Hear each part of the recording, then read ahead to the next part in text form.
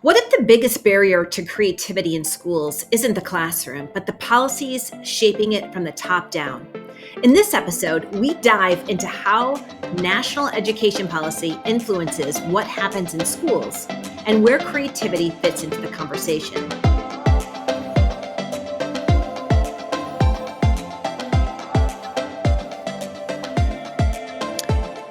Today we welcome to the show Dr. Henry M. Smith, who is a professor of education policy and leadership at the Johns Hopkins School of Education. He previously served in administrative roles at Tufts and Johns Hopkins universities, as well as the National Labor College. Smith consulted in education marketing and fund development for numerous colleges, universities, and NGOs. Henry's governmental service included Mayor of Denver in New Hampshire State Director of Public Transit, and Assistant Secretary of Education in the Clinton administration. I should also add that Henry was an instructor for the first course I took at Johns Hopkins University, which challenged us to think, or rather consider, how we might research problems in education from different disciplinary perspectives, such as history, economics, or psychology. And I quite often joke around to Henry that he was the only professor in that program who gave me a B or a B+. I've totally forgotten. Henry, welcome to the podcast. Thank you. Thank you, Matt and Cyndi. It's good to see you guys. I will tell you that my mother was a school teacher, and she gave me a B+ once, and on something I was doing, she said you can always do better. So I took that philosophy, and I know that a student, if I give a student an A, they're just going to go about their business. Give them a B+, they're going to get mad, and look at it, change your life, Matt. It did, and that's why I brought it up. We've spoken about it. I mean, the B+, I think was very representative of I think the beginning of that experience. And funny enough, I remember you made some comments about some run-on sentences in my papers as well. And I know it sounds crazy, but for whatever reason, I hadn't really thought about my run-on sentences. And if I hadn't got that feedback, I probably wouldn't have made efforts to kind of adjust that in my approach to writing. And obviously, it was a doctorate program, so writing was so important. But I remember getting a compliment about my writing toward the end of my time at Johns Hopkins. And I traced it all the way back to you pointing out some opportunities to improve my writing in that first semester. So, as I said. I won't take all the credit. But I will say, isn't it interesting that every one of us can name teachers that had an impact on their lives?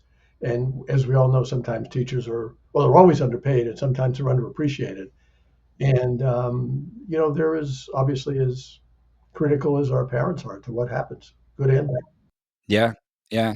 And I suppose we've officially started the interview now, but we have other questions to talk about. But, again, it comes back to that idea that real meaningful learning can be challenging. And I know sometimes when I've had those conversations about teachers, typically it involves a level of disappointment or challenge within the learning experience. Right.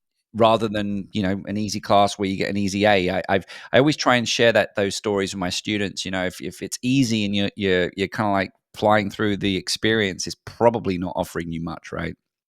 Right, absolutely. Right. And I just want to build on that because I think it's an important piece that we actually haven't talked about on the show is that, giving that constructive feedback really pushes students beyond where, what they think they're capable of. And if you don't give them that strong feedback, then they're not really growing, which is the whole point of education. So kudos to you for the B. And good job, Matt, in getting that B. It was my pleasure.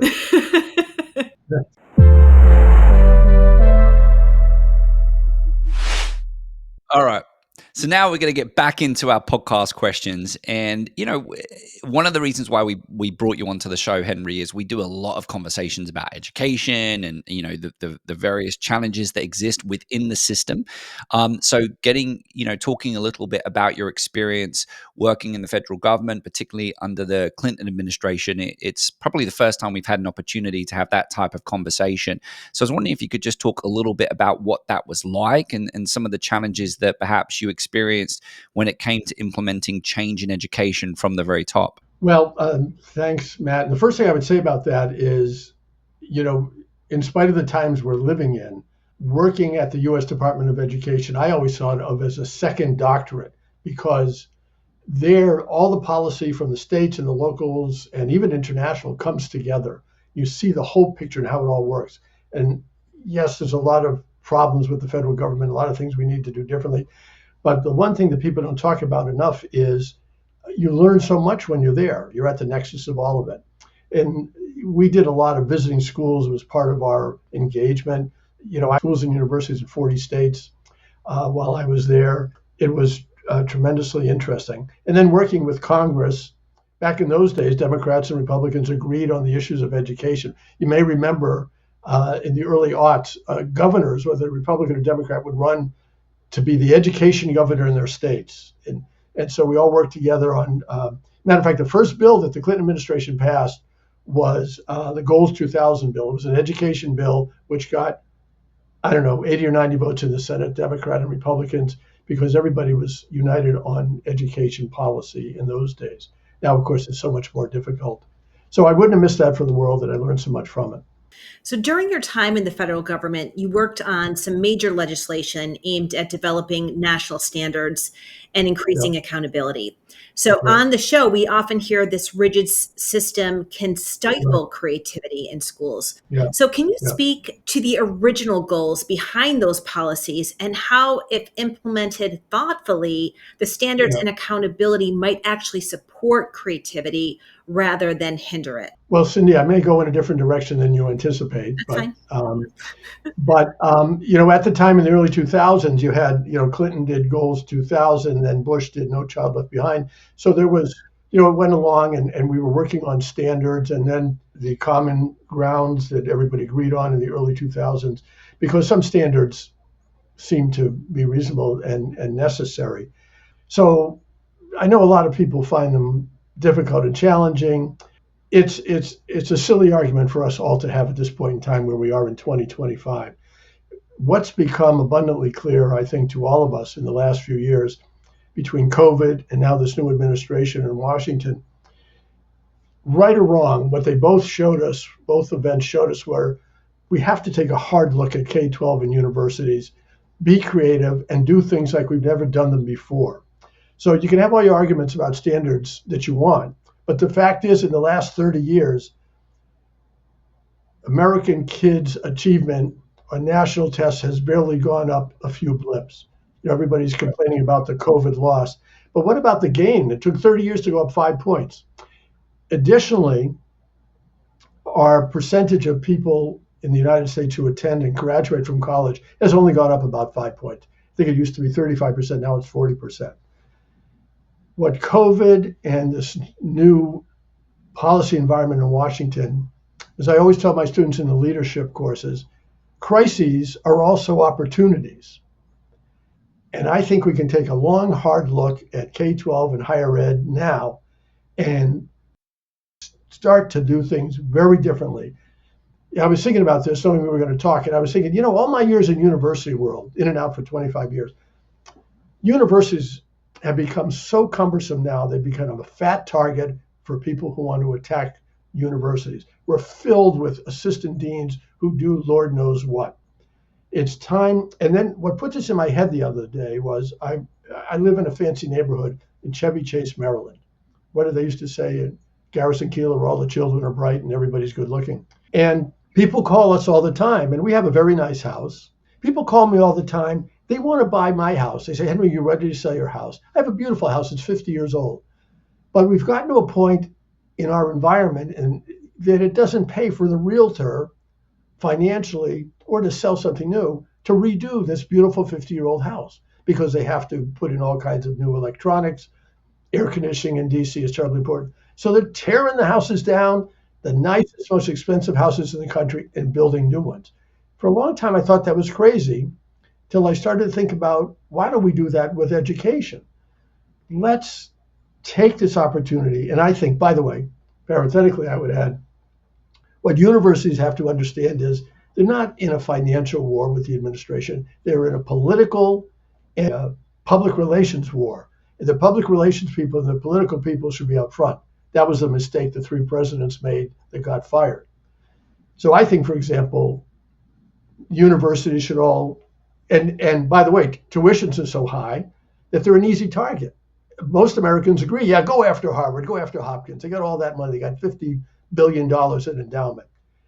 If I were advising the president of one of those universities right now, I would say, here's what you should have: a full-blown political and engagement plan. And one of the tenets should be, instead of 5% of the donation endowments going to students, from now on, we're going to do 10 or 15%, and we're going to do another 5% for the community. In Hopkins' case, for the city of Baltimore. And do something for your stakeholders. Show them that you're willing to make some changes. All we've done is build up huge bureaucracies that don't accomplish much more than they did 20 or 30 years ago. And just to bridge this connection a little bit more, within that response, you're kind of like bouncing between the K through 12s and university systems. Could you talk a little bit about how you see that relationship then between universities and K through 12 education and that connection you made? Well, they're part of the same system, and their only solution, and I've been part of it for the last 30 years, is more bureaucracy to solve things. The other thing that put this in my head, Matt, was we live in Montgomery County, Maryland, where Chevy Chase is, in a fancy school district, 160,000 kids in a suburban school system. The school budget is $3 billion. And I was going to run for the school board, and I was going to say, I tried this out on my daughters who said, Dad, please stay in the house. My slogan was going to be, $3 billion is enough. I don't care if you're educating 160,000 kids or 200,000 kids. If you can't figure it out and improve test scores, when you've got $3 billion, giving you more money is not going to change that system. So the through thread there, Matt, is all we do is add more bureaucracies and more money. As you know, I've been around this a long time, 50 years as a city councilman. I've been dealing with education issues all of this time. I've never gone to a school budget hearing where somebody said, you know what, we can do it with this $3 billion. Thank you, county. We don't need any more money this year. So we have to look inside. We have to look at COVID. We have to look at the times we're in now and say, this is an opportunity to tear down the house, if you will allow me to continue that metaphor, rebuild substantially, doing things that we just never thought of before. Getting back to K-12. We got so overwhelmed with bureaucracy. I know you know as many cases as I do. I have former students who are principals in Montgomery County school systems. I'm talking to them in real time during COVID. I said, why don't you try this? Why don't you try that? I would, Henry, but the superintendent hasn't approved it yet. I said, COVID will be over by the time the superintendent approves it. Just do. The city of Philadelphia would not hold online classes until they'd found every single child in Philadelphia and giving them a laptop. So it took them an extra 3 months before they started courses. The stories like that are legion. We do these things because it's the way we've always done it. Most of them are done with good intentions. Like equity, everybody should have a laptop. But let's get going. Another fight I had during COVID was, okay, we can't have everybody in the school. We have a grandson who's on the spectrum. Let's just have the kids who are on the spectrum go to the school 3 days a week.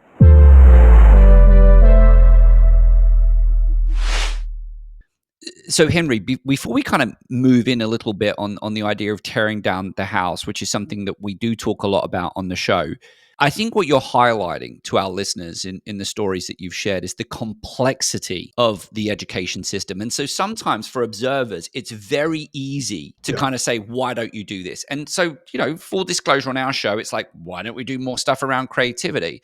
And we can find ourselves quite often complaining about the standards and, all these accountability measures.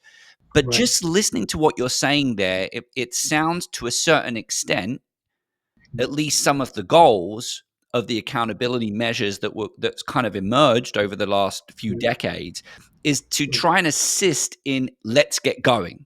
Is that a fair summary? Not necessarily that it's been implemented perfectly or the outcome has been as designed, but from that kind of top down, this is how we envisioned it. It was, we're going to give you money and hey, we want to see something for that money and we want to hold you accountable.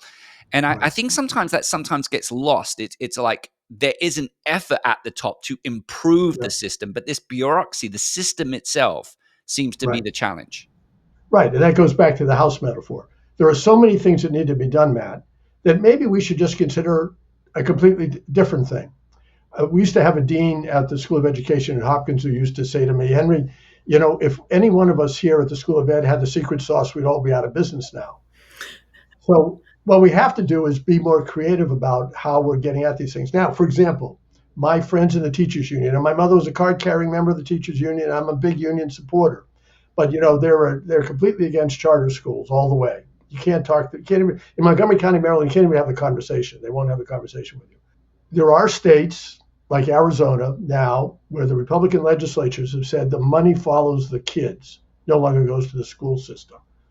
So if you decide to take that money and send your child in Arizona to a parochial school or a private school, that's fine. You don't have to send them to a public school. Now, there are a lot of problems with that. How do you deal with the equity? How do you deal with everybody's access? I understand that. And we can do that. But I don't think this is such a crazy idea. Why don't we open all the schools to getting a share of these $3 billion? And now, instead of, in Maryland, you have 12 school systems. Then you would have 150 school systems, 3 charter schools here, 3 charter schools there, parochial school group in this city, working on doing education the way they want to do it without spending a third of their time on bureaucratic changes, which are like a butterfly in the wind.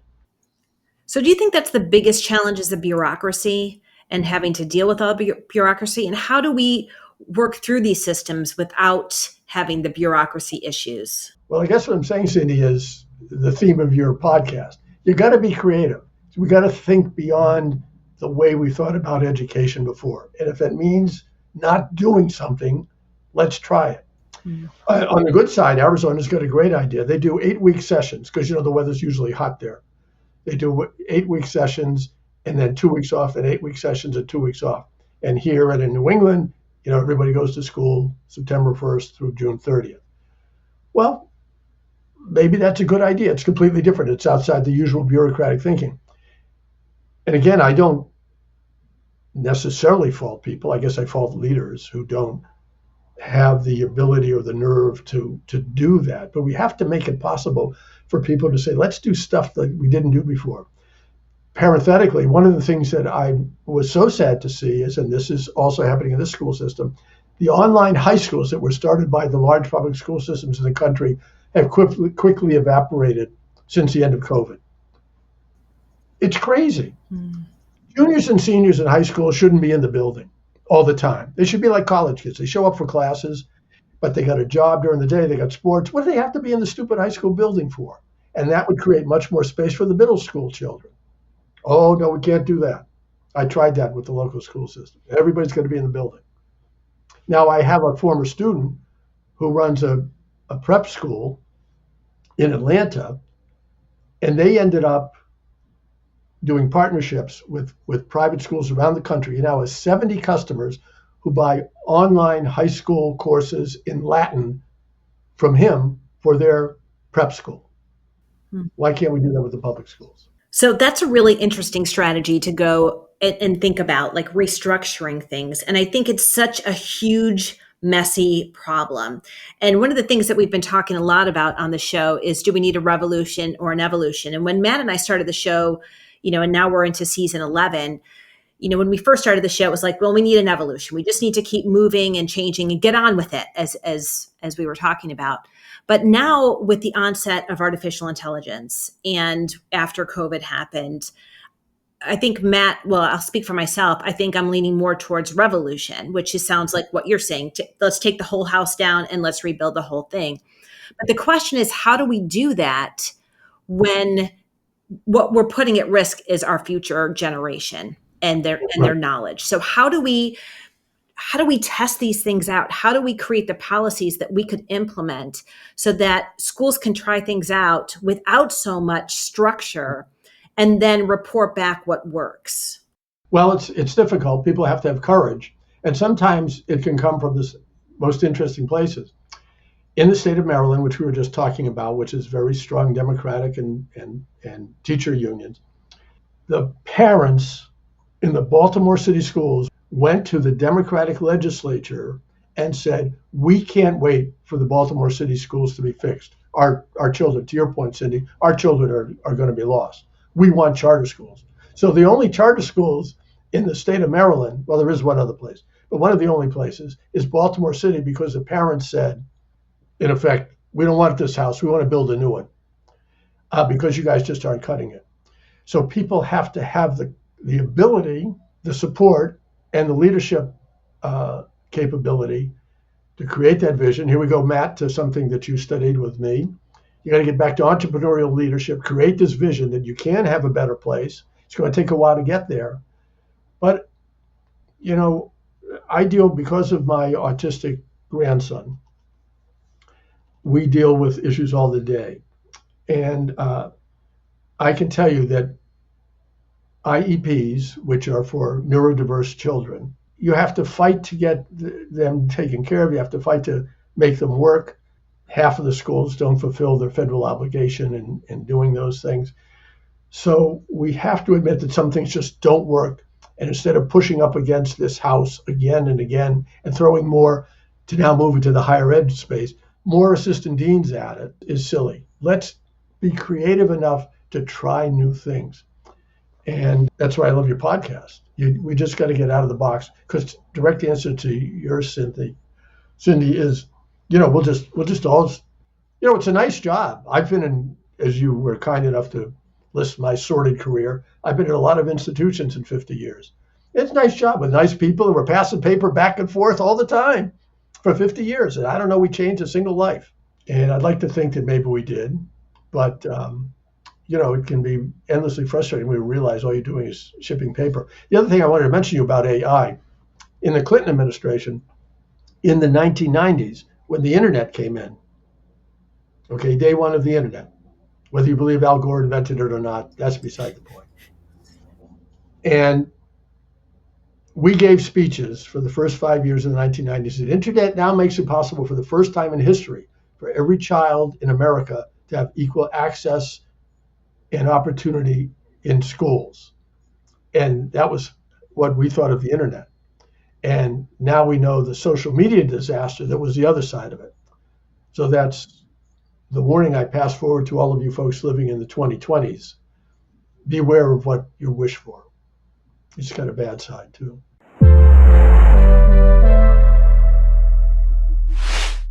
It's interesting that just bringing that up and me bringing everything together. One, I'm hearing that the system itself lacks creativity, and probably to a certain extent, I'm not going to go and deviate, but there are other kind of social systems in my home country of the UK. The NHS, I sometimes feels like it's just lacking creativity. And so I've never thought about it, Cyndi, but all these conversations we have about how difficult it is to change and how you kind of get stuck in your ways, and we're looking at it at an individual level, but here we are having a conversation about it at that macro level, the fact that we're at the top of the top, we're all suffering from the same thing. And it does feel like an incredibly overwhelming task to try and take all of this on. But at the same time, what I am hearing a little bit, and you're slightly tweaking my thinking around, the money following the child, is that Cyndi and I know that we've had guests on this show who have established schools. And we, in essence, Cyndi, you and I come away from those conversations saying, wow, these are incredible schools. This is what all education should be like. And, oh, wow, this is great for cultivating creativity and developing all the skills that we think future citizens in our country require. But of course, they're always a select few. That's one of the things we always say. They're not available to everyone. And so part of that revolution, if it goes down that road, is that it provides that stopgap potentially as we're working towards. I mean, that's ultimately the argument, right? Is that if we provide that choice, maybe there's an opportunity for public schools to, over 10, 20 years, catch up. But at the same time, it provides access to more students to get what we think is an alternative way of schooling. The challenge, of course, as we know, I'm saying it this way, it's complicated. There's no way you can transition everyone over to those schools. Yeah. So, it's difficult. But it sounds like you're feeling, or the system feels, that there are alternative methods out there that already exist. So it's almost like, Henry, you don't have to knock down your house because the brand new house is next door to you. So you just need to head over to the brand new house and enjoy the construction of your old house being rebuilt. And then 10 years from now, you can choose which one you like. I think you That's a good summary of it, Matt. Absolutely. So you get back to the bureaucracy, which prevents so many children from having that experience. Mm. And, there are a lot of children in charter schools, and, it gets complex here, as you know. Some charter schools are part of the school system, some are not. But at this point in time, only about 10% of all American children go to what Foucault would call non-government schools. They go to private schools, they go to charter schools. So that's still a small percentage. And wouldn't it be nice if some of the kids in these big bureaucracies would have a chance? And some do. There are school systems where, there are special schools where they can try these things out. But it's so hard to force to make that happen and make that change. When during COVID, I remember talking to some friends in New Hampshire. In New Hampshire, every city and town is a school district. So, for example, the city of Dover, New Hampshire, was a school district where I was mayor. We had one high school and 6 school buildings. And I remember talking to people there during COVID. Well, they had everybody online the next afternoon. COVID hit on March 1st. By March 2nd, everybody was online. So maybe, if you don't have a giant bureaucracy, if you can picture New York, and I know that in New York they do have a deputy superintendent who's in charge of 1/10 of the whole place, but it's still not the same thing as being completely independent and doing their own thing. I want to go back to this house metaphor because as I'm sitting here thinking about, the house being torn down, I'm also thinking about modeling. So if I were going to build a house again, I would want to see a model of what I would want for the future so I could just replicate that because that's much easier than trying to figure out all the patterns of the house and the house configuration. So have you in your work seen a model of education that is effective that you would recommend or even just talk about aspects of it? Well, I've seen a lot of them, and Matt's point kind of stymied my thinking because now that I think back on them, okay, so they got to 10 schools. There was a charter group that did this or did that. We just have to figure out a way to look at those new models, and maybe that's the way to go, Cyndi, is to put all these new models in front of every school system and say, hey, you could also do this and do that. That might be a good role for the federal government. Remember the Department of Education, our role was research, it was funding grants, and it was education policy. So we were the center of education research, and that might be a new model if anybody gets around to doing it. And we tried to do that. Again, this was before internet, getting people this information on there are other models. But then as I think about it, you get back to, okay, how does a big city school system adopt that? And I know LA does this. They have recovery schools there. Talking to someone in Seattle the other day, they have, I forget what they call it now, but they have some schools where they have been unsuccessful and they hire a separate management group. They are still part of the public school system, but they are managed by an outside manager. So that's an example too of doing things outside of the box. So there are lots of them around there. So you're probably right that there's a lot of good stuff going on, and we got to figure out some way that more school systems need to know about it and be aware of them. Just before we kind of close, just curious to get your perspective. We are the Creativity in Education podcast. We want to promote and advocate more of creativity in education.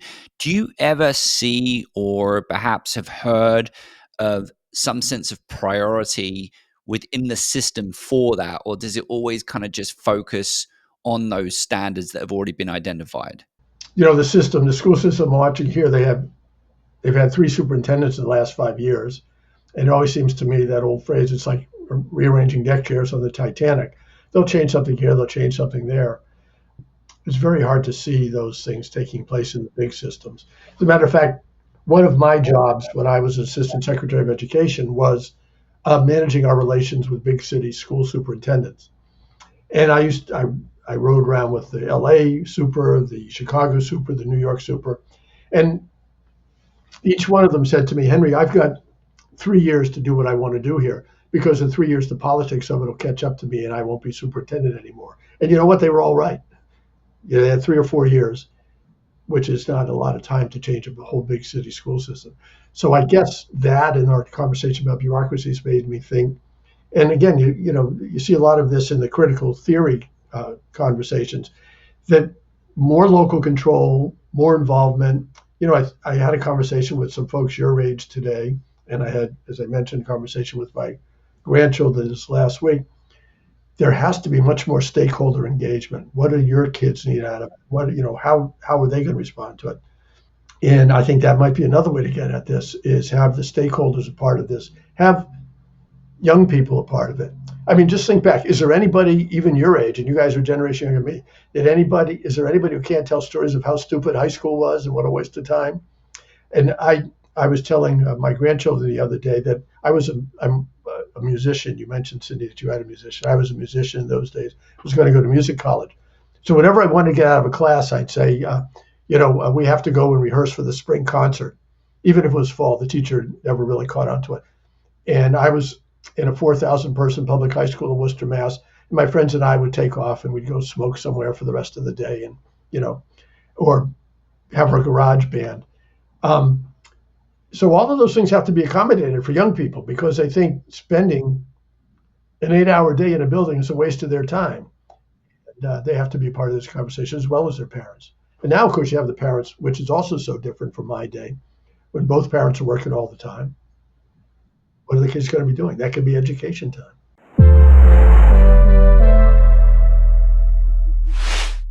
Well, Henry, I've really enjoyed this conversation, and I have to say there's probably 500 other questions I'd love to ask you, but we are getting short on time. So I just want to end with the question we ask all of our guests, which is, can you share with us a creative educational experience you've had in your own lifetime, either formal or informal, and what impact it had on you? Well, let me think. I'm going to go back when we were talking about Matt's B or B plus grade. Mm-hmm. I was giving a speech as assistant secretary to the Massachusetts Teachers Union. And my mother was in a nursing home at the time, and my sister brought her to hear my speech. When I finished my remarks, being the big shot who came from Washington, the master of ceremonies knew my mother was in the audience. He said, "Henry's mother's in the audience, and she's a retired teacher. Mrs. Smith, how did Henry do?" She stood up at 85 years old and she said, "B plus, he could always do better." and so that was obviously one of the seminal moments in my life. But I've also had the privilege of seeing, when I was assistant secretary, the good news is going into these schools. I saw, as I was telling you before, I went with one superintendent. We went to schools in the mountains of New Mexico where none of the children spoke English. They spoke Native American dialects or Spanish. But in every place you went, there was a teacher so dedicated to the children. And Matt knows this, that, I have to, when I have teachers like that working on their EDD, I have to say, okay, now to help the children, here's the stuff you gotta, but they always come back to the children first. The children are the most important thing. So thank goodness we have those kinds of people in teaching today, and always have. Well, Henry, thank you so much for joining us on this episode of the Fueling Creativity in Education podcast. It was great to reconnect and have this conversation, probably one of the first conversations we've had of this type on the show. And if you enjoyed listening to this episode, we do encourage you to share it with a friend or colleague who you think might be interested in the conversation that we had. And don't forget, if you haven't already subscribed to our podcast on YouTube and all your favorite podcasting platform, then please do so. My name is Dr. Matthew Worwood. And my name is Dr. Cyndi Burnett. This episode was produced by Cyndi Burnett and Matthew Worwood. Our podcast assistant is Ann Fernando, and our editor is Sheikh Ahmed.